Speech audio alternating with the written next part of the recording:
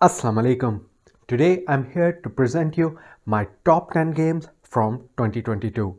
These are all the games that were released in 2022. So these are all fresh games that you can find. Most of these games were released at different timelines. So maybe some were available earlier in the year, some were available later in the year. But around some time they were available at the stores. Maybe they were, well, I think there were two Kickstarters here or three Kickstarters here as well, but one of them came to retail as well, which were delivered in 2022. And that's going to be majority of my list. So I'm not going to go into a long introduction of how I made my list. If you have been following me, then you will know that most of my taste is going to be towards either family gaming, or I love adventure and Ameritrash kind of games. I do play Euro games, but again, not very heavy Euro games. So if you're looking for games like Carnegie, then you're not going to find that on my list. But that's why this is my personal choice and what games I enjoyed. And that's what the list is going to represent. And if your choice is similar to that, then you are going to find some games that are going to suit you a lot on this list. So without further ado, let's start this list. But as always, there are going to be some special mentions. And one of those mentions is going to be for a Euro game, because after I made my list, I was feeling, well, kind of ashamed that I didn't put any Euro game on my top 10 list, pure Euro game on my top 10 list. But there was one Euro game with very unique mechanisms which I did want to appreciate. And that's why it is on honorable mention, and that one is WoodCraft. WoodCraft comes from Vladimir Suchi, and he's famous for his unique take on Euro games. And this one is no different as well, because in this one the concept was so neat that there is a buzzsaw and your dice are representing the wood that you have, which you can use to craft other items. But so if your dice is a 6, for example, you can use your buzzsaw to cut it into 2 and a 4 and use that 2 to build something. Maybe you needed a 2 wood to build something. And later on, if you have glue, you can even glue wood together to actually make it bigger. You can improve the quality of your wood. So there are so much thematic connections in this game that they did with the wood and the dice mechanisms that it all made sense. So really fascinated by the mechanisms of this one, that is WoodCraft. The other honorable mention, which just missed my list, is going to be Massive Darkness 2. Massive Darkness actually got hampered by its predecessor's success or failure, not success, failure, because Massive Darkness was a flop for Simon. Nobody actually liked it, but Massive Darkness 2 is an entirely different game. So in an era where there are too many dungeon explorers, dungeon crawlers available, where you roll dice and then see how the attack worked or not, too many campaign games, this one actually presented a really unique mechanism that each character is going to have their own special abilities, and there is a special mini game that character is going to do. So your archer is going to be different from your typical warrior to your typical other characters, and they all have their magic user and they have all their own unique mechanisms that they can play upon. And once they play using those abilities, then that mini game is going to be the fun and gives the thematic sense that you are different from someone else rather than some text on the card or how your miniature looks. Plus the darkness element on it was cool, that actually it makes the darkness makes you stronger. So it used the kind of the world of Massive Darkness, but other than that it was entirely different game, and I really wish they could have gone away with the name and called it a different game, and maybe in the subtitle they should have said a Massive Darkness game. Something like that would have served this game better. But again, there were too many other good games which I like more than this, so that's why it's still an honorable mention. Now, with those out of the way, let's move on to the actual top 10 list. And on number 10 is going to be Decorum. Now this came earlier in the year. Decorum was kind of a rage initially, and then it died out, but I still love the concept of this game. I still love this game, especially mainly for 2 players. I don't recommend it for higher play counts, but for 2 player, this game comes with a campaign which really works good as well. The concept of Decorum is that it's a game of passive aggressiveness, that you of cohabitation. That was the official title, I think. That there are multiple people living in the same space, same apartment, same house, whatever you want to call it. And then once they are living, each one wants to decorate the house in their own way. And they are not being open with their feelings.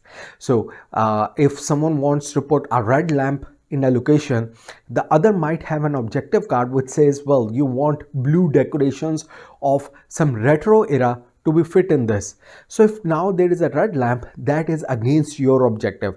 So you might be saying, well, I veto that, and you will be throwing that out. Well, you will be saying, well, this doesn't work for me.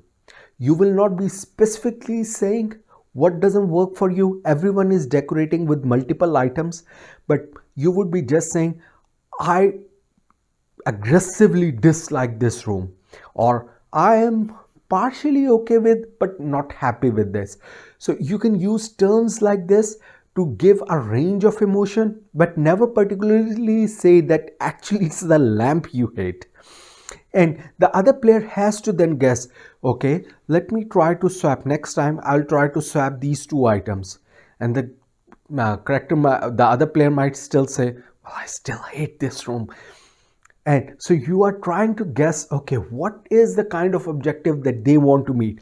And will that objective match my objectives? Because they might be clashing objectives entirely as well. But maybe if we change the paint of the room, maybe somewhat we can reach an agreement. So there will be things like this that you have to achieve by not talking. So it's a great mental exercise that you're doing in Decorum, and that's why it's my number 10, Decorum, mainly for 2 players. Recommended for 2 players. You can play it with other player counts. On number 9 is going to be a reprint, which is Libertalia Winds of Galecrest. Libertalia was a pirate themed game previously, in which it combined the mechanisms of something like Citadel, in which you will have each character is going to have their own special abilities, and everyone will pick a character that this is the character I'm going to use, and then they will reveal, and based upon the priority of those characters, some actions are going to take place. So it combines the similarity of Citadels as well as Mission Red Planet. But in Libertalia, it's more about this is the loot available, who gets to pick up loot, how you're going to divide. You want to collect a certain type of loot, make those combinations, but the characters are going to be unique. Now, this Libertalia was a hard to find game, but Libertalia Winds of Galecrest, Stonemaier Games picked up the license and have made now a more cheerful kind of re-theme of the game, in which actually there are more animal-like characters, similar to what you might see in Disney movies like Robin Hood. Those kind of characters in pirate uniform, and now you are in a more cheerful environment, but the number of cards have been increased, plus the number of player counts. It accommodates a more variety of player counts as well. So even if it works well for 2 players, you always know what the other player is holding the cards, and accordingly you are thinking, let them waste that character first, and then I will use this specific character against their character. And that kind of chicken and egg chicken game that you are playing with them, trying to go into the minds of your other player, that okay, this loot, what they will be doing on this turn, what if I do this, will they be triggering that character next time based on this. So that kind of mind games are available in Libertalia. Plus the components have been improved a lot. Gone are the tokens, and now these are bake-like tiles, like Azul tiles, which actually constitute the treasure that you are trying to collect. So beautiful production, slightly more cheerful than the pirate theme, but the game works really well. On number 8, so that is Libertalia Winds of Galecrest. On number 8 is going to be ISS Vanguard. Awakened Realms always comes with a huge production, and ISS Vanguard is no different. In this one, you're going in space, you're going on different planets, you are exploring. But the story and the new mechanisms that they have introduced in this one are really unique. Because first of all, the story is that within the human DNA, humanity has found that there is a star map, there is a message to reach somewhere, and now they are exploring that okay, what did our DNA tell us, where do we have to go? So it's a very unique theme or a story element which they have started, and now you're going ahead and now exploring, and then there is a vast universe for you to explore. Plus the cool element of this one is, which is your ship part. A majority of this game is going to be in two phases. One is the ship part and the other one is going to be the planet part.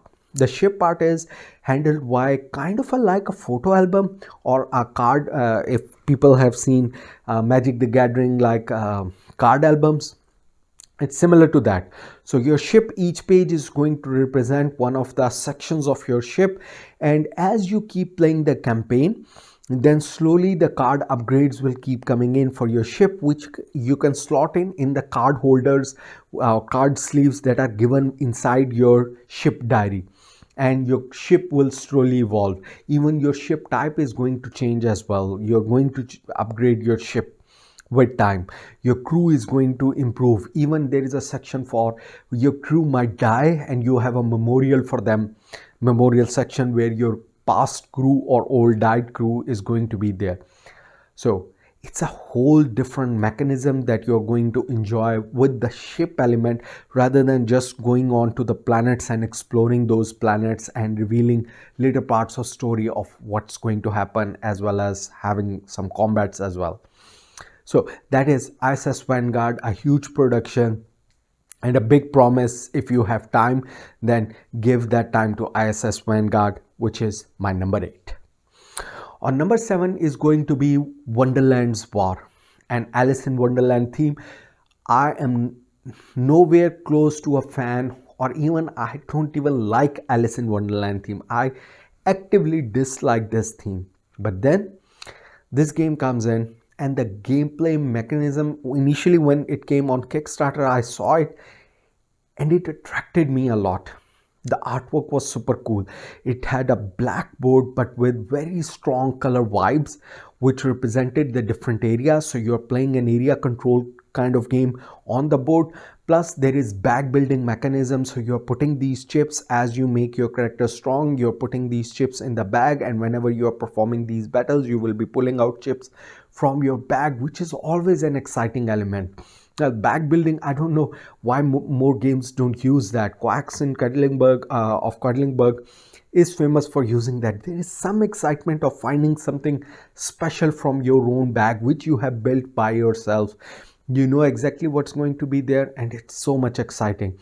Same element, well, there is no bursting, but similar kind of feel of excitement, whether you're playing in battles or whether you're doing area control, is going to be available in Alice in Wonderland. Plus each of the characters are going to have their own special abilities.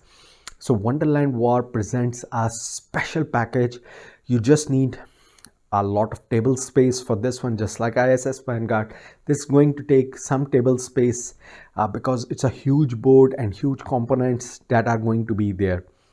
Plus, if you like deluxe components, then go for the coin upgrades, the chip upgrades, sorry, not coins, chip upgrades for this one, which is going to make the bag building even more deluxeified feel.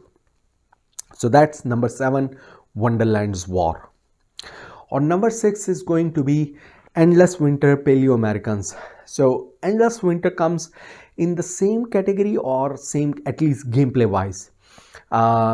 Or mechanics wise, not gameplay, mechanics wise, in the same category as last year's two darling games, which were Dune Imperium as well as Lost Ruins of Arnak. That is, they combine deck building with worker placement.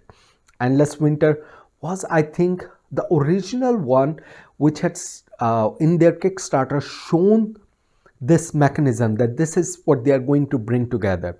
Even though all three games were in production at that time, so we can never say which game copied who. These kind of things just happen. But Endless Winter actually exceeds in gameplay beyond both of those games.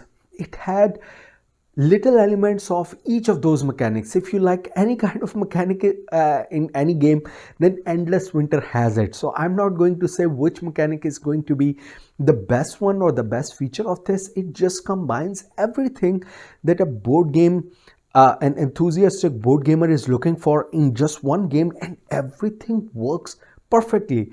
You're building your deck, you're doing area control, you're doing tile placement.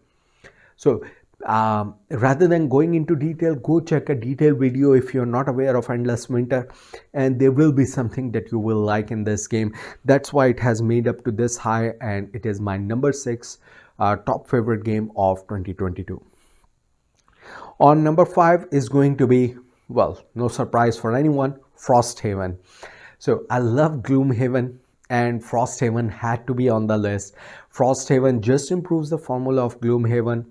It already had the DNA of Gloomhaven, the same combat, the same type of character progression, the same interesting card play, the unique world that exists, but it adds upon Gloomhaven by the city building elements in it as well.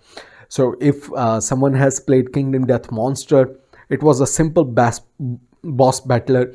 But the unique element of it, or why it became such a huge game, was that people got to go back to their villages and then keep upgrading their villages as well, and keep exploring the stories of the village as well as their characters.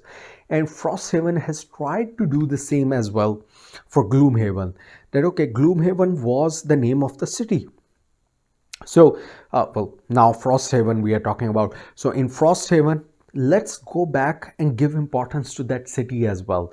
So how you're going to upgrade that city is going to become a crucial part outside of the main game mechanic of just shooting and killing the enemies.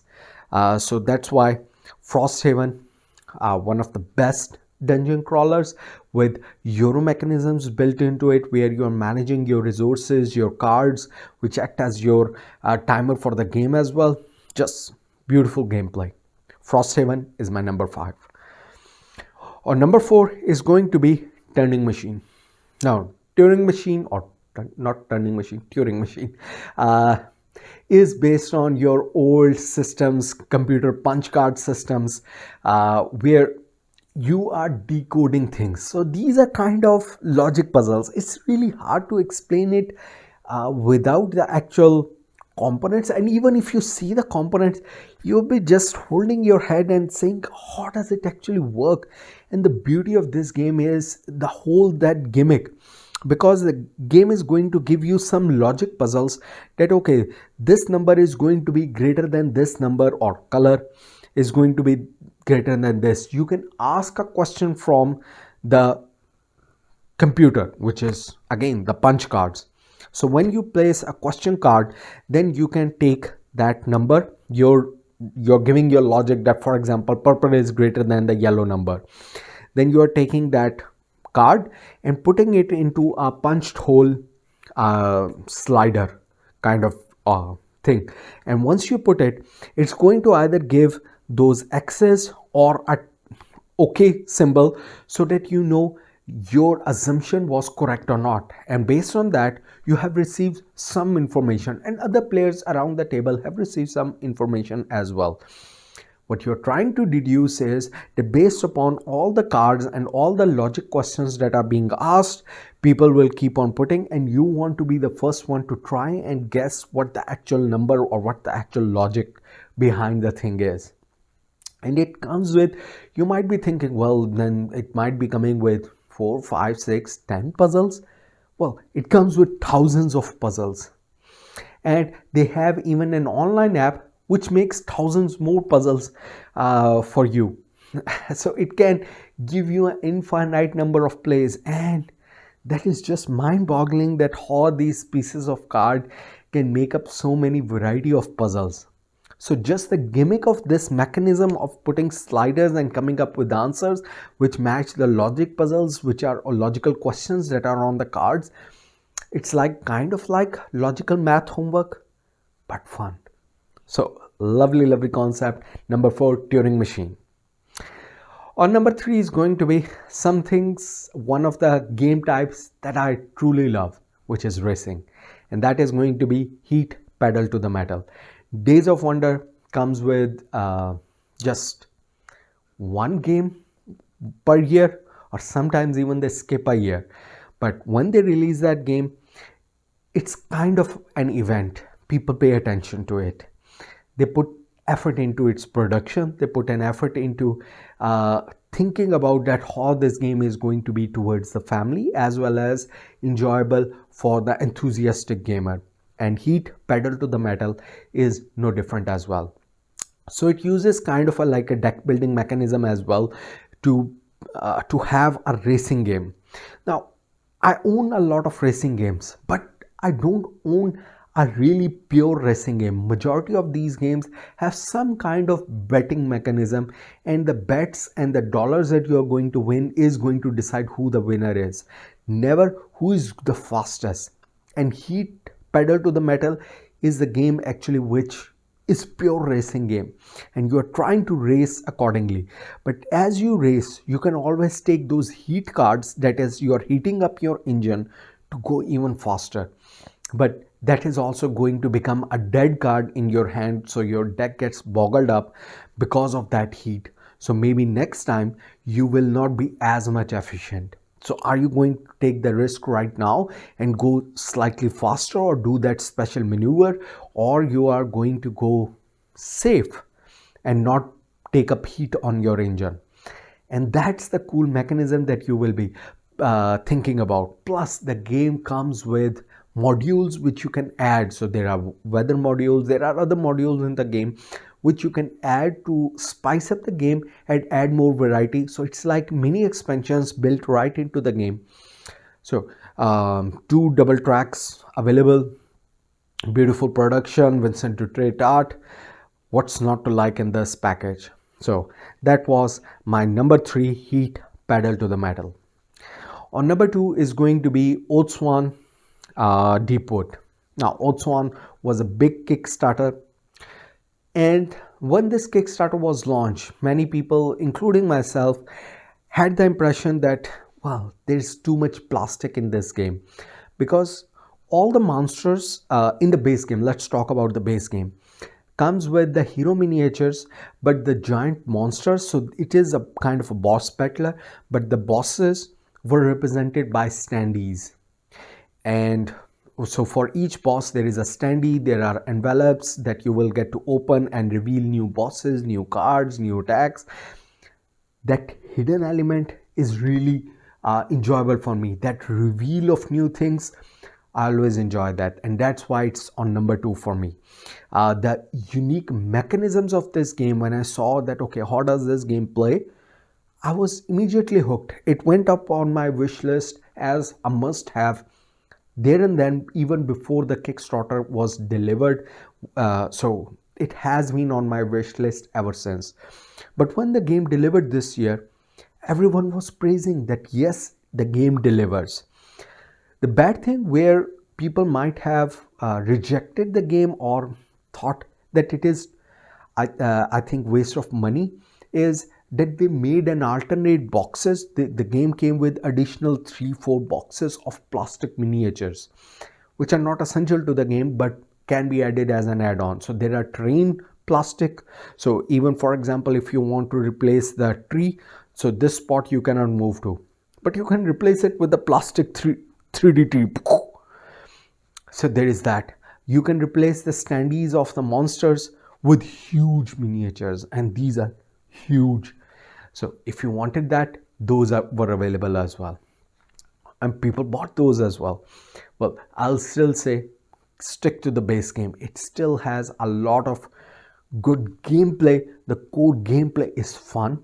That reveal of new monsters, the new things that are going to happen in the story, the gameplay is fun, and that's why Oathsworn is one of the best dungeon crawlers that have come, or fresh dungeon crawlers that have come in a long time.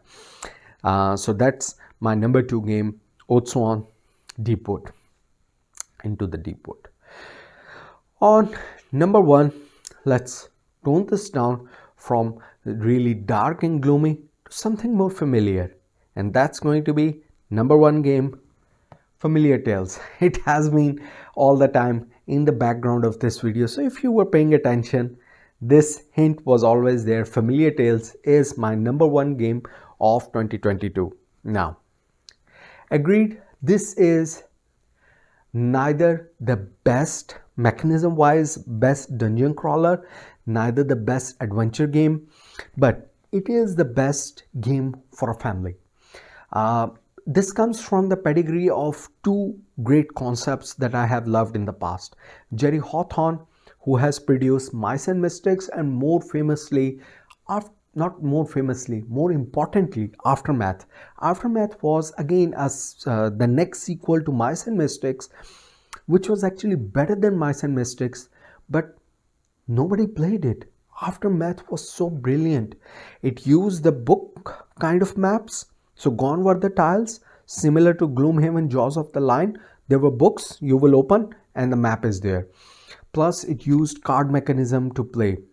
That was super interesting as well. So Jerry Hawthorne had actually evolved his design mechanisms from Mice and Mystic a lot during Aftermath. And Familiar Tales is going one step beyond that as well, that he has improved his design mechanics beyond what he has previously done. Plus, the second key point for this one comes through the Played-Hate pedigree. Played-Hate games previously released Forgotten Waters, and Forgotten Waters had completely voice-driven app, and all the story was through professional voice actors. So they took that concept plus Jerry Hawthorne's game and combined it into. So now this game, which is a story about a little girl who had to escape, and now there are some familiar characters, a fox, a stone rock golem monster kind of thing, and they have become the protector of this little girl, this little baby, which will grow as the story progresses. They have become protector and they are protecting her in this familiar kind of tale, and it is all voice acted, comes with again the same kind of book mechanism. So a lovely production and just a feel good story for the whole family. So even though this might not be as big, as revealing, as gigantic as Oathsworn or Frosthaven, but for families, I'll say, which is what I prefer, Familiar Tales was my number 1 game of 2022.